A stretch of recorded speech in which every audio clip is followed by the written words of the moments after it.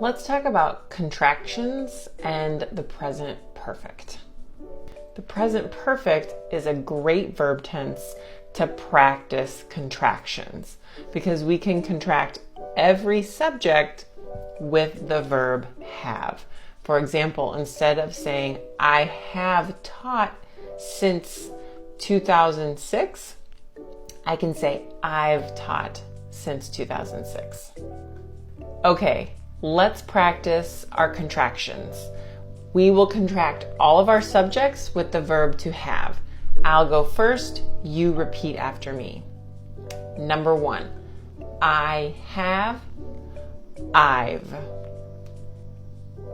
Number 2, you have, you've. Number 3, she has, she's. Number 4, he has, he's.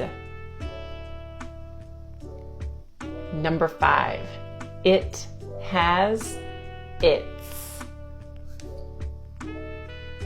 Number 6, we have, we've. Number 7, they have, they've.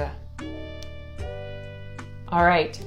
The key is to practice your contractions so that when you start talking, they just come out naturally. All right, so keep practicing. Let me know if you have any questions.